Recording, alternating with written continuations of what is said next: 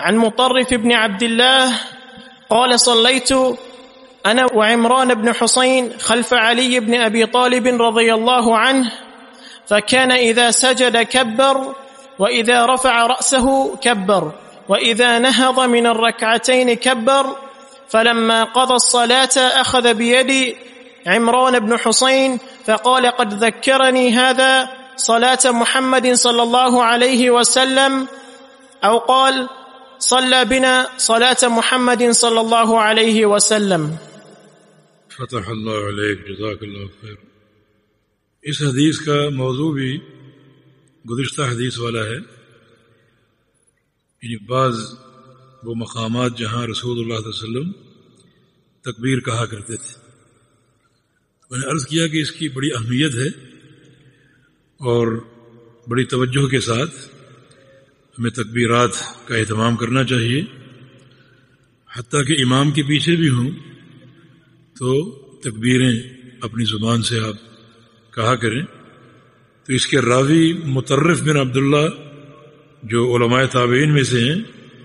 بہت بڑے تابعی تھے یہ اور ثقہ تھے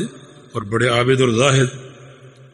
اور ان کا ایک تمیز یہ تھا کہ یہ مستجاب الدعوات تھے، اور ان کے والد عبداللہ بن شخیر جنہیں نبی علیہ السلام کی صحبت کا شرف حاصل تھا، فرماتے ہیں کہ صلیت انا وعمران بن حسین رضی اللہ عنہ، میں نے اور عمران بن حسین نے نماز پڑھی، صلیت نماز پڑھی، انا میں نے اور عمران بن حسین نے، خلف علی بن ابی طالب رضی اللہ عنہ، امیر المؤمنین علی بن ابی طالب رضی اللہ عنہ کے پیچھے، فکان اذا سجد کبر، جب وہ سجدے میں جاتے تو تکبیر کہتے ہوئے جاتے، وَإِذَا رَفَعَ رَأْسَهُ كَبَّرَ، اور جب اپنا سر اٹھاتے سجدے سے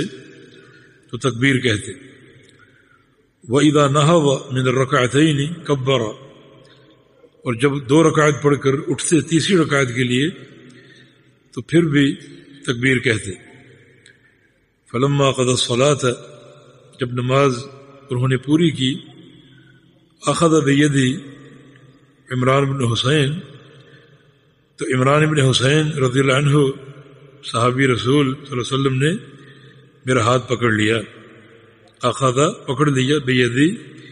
میرا ہاتھ، کس نے؟ عمران نے، فقال اور فرمایا، قد ذکرنی ھذا صلاۃ محمد صلی اللہ علیہ وسلم، اس شخصیت نے یعنی علی نے رضی اللہ عنہ مجھے یاد دلا دیا، ذکرنی مجھے یاد دلا دیا، ھذا اس شخصیت نے، صلاۃ محمد صلی اللہ علیہ وسلم محمد صلی اللہ علیہ وسلم کی نماز، او قال یہ الفاظ کہے کہ صلی بنا صلاۃ محمد صلی اللہ علیہ وسلم، کہ جناب علی نے ہمیں نماز پڑھائی ہے بالکل محمد صلی اللہ علیہ وسلم والی نماز، سنت کے مطابق۔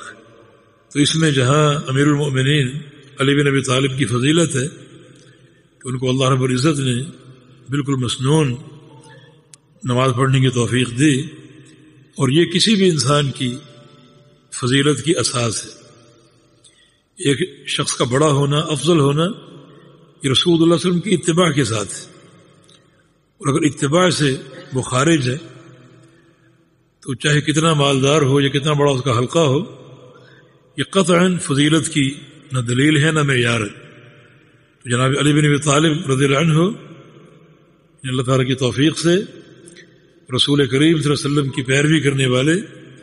اور طریقۂ نماز میں آپ کی اتباع کرنے والے، اور یہ در حقیقت شرف کی اساس ہے۔ اور اس میں تکبیرات کا ذکر ہے تو یہ دوبارہ یہ حدیث ذکر کی، یعنی یہ دوسری حدیث ہے تکبیرات کی اہمیت واضح کرنے کے لیے، تاکہ اس تعلق سے ہم کسی کوتاہی کا ارتکاب نہ کریں اور بڑی توجہ سے نماز پڑھیں تکبیرات کے ساتھ۔ جی